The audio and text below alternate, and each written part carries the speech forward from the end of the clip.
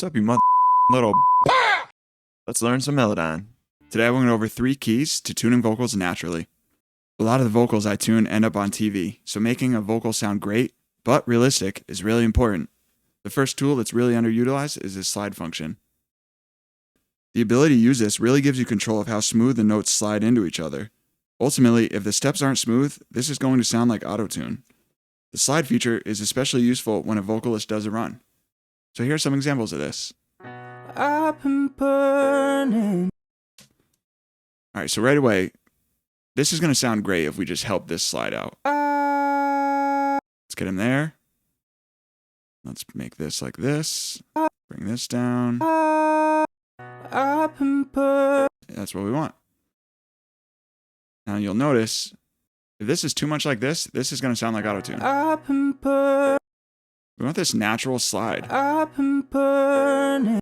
As I go through my sessions, I'm using this constantly. Pay attention to this. Here's another example of this. I really like to use this when they're sliding up into a note. This flame on my chest, on my chest. As well as anytime they're doing any sort of a run.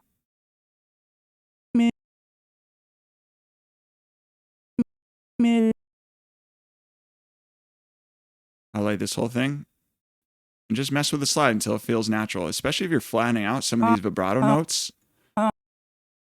The slide tool in and out really helps it maintain that realistic sound. Blame it on me. Oh, blame it on me. Oh, blame it on me. Blame it on me. Great. The next key is differentiating between the pitch drift and pitch modulation tools and knowing when to use them. For a live vocal, it's really important we're careful about when to use the pitch modulation tool. If you go too heavy, it can really eliminate the singer's vibrato, which isn't ideal. Here are a few examples of this. On rebellion. Alright, so let's get him where he should be. Great time for a slide tool. Rebellion. Alright, so I don't want to do anything here with the pitch modulation. He has a great vibrato. He's going a little bit flat. We'll pitch drift this down just to correct that there.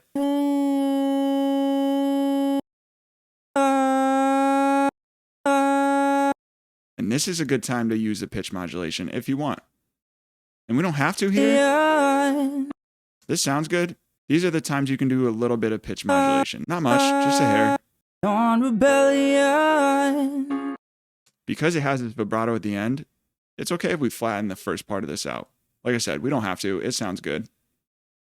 All right, so right here, I might do some pitch modulation. Oh, have you ever caught?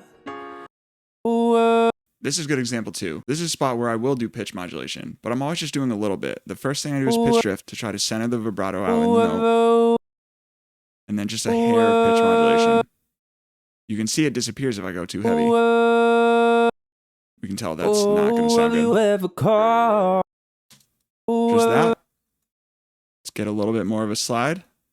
Great. Now, this last one may seem obvious, but this is the biggest tell for me when listening to a performance and distinguishing whether or not it is tuned. It's the cut tool. It's really important that you are cutting these notes to eliminate moving any ambience or bleed into the mic. Especially if the vocal you are tuning was recorded in a really loud room, using this cut tool efficiently allows you to only move the parts of a note that you need to. You don't want to be hearing the band behind the singer move with the notes. Especially a piano or guitar, it becomes really obvious. Alright, so I want to move this. He's a little sharp. But now I just moved all of this, which is just ambience and bleed, and really can be very obvious that this was tuned now.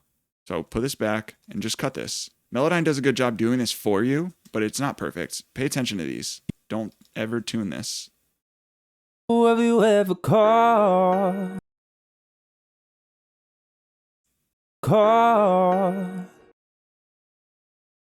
Once again, leave this alone.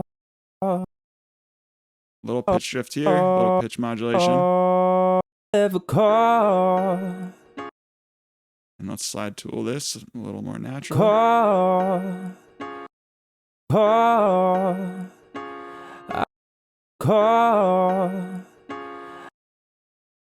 Great. I'm happy with that. Yeah, I messed up. This is another great example of using the cut tool. A, Yeah. you don't want to do anything Yeah. here. Yeah, I messed up. This sounds better if he's sliding into this note, but he's not quite hitting that bottom part. So as we cut this down, bring that down to the B. Yeah, I messed up. See the difference there? Yeah, I messed up. Yeah, I messed up. Yeah, I messed up. That slide sounds great. The singer is hoping to do that. Just help him out. And one more good example. Insurance. All right, let's cut this. And same thing. If we didn't cut this and we just need him to get up to that G flat, we're now moving this whole thing. And now the bottom part's going to be out. Insurance.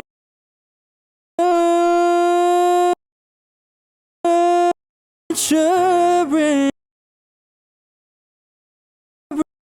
Insurance to pay insurance. So it's just important to pay attention to that.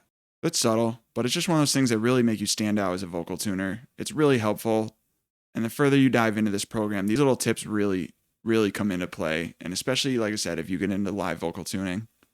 Well, that's it for today. Hope you guys found this video helpful. And give me a follow if you want to see more, as I'm doing a series diving deep into Melodyne and all you can get out of it.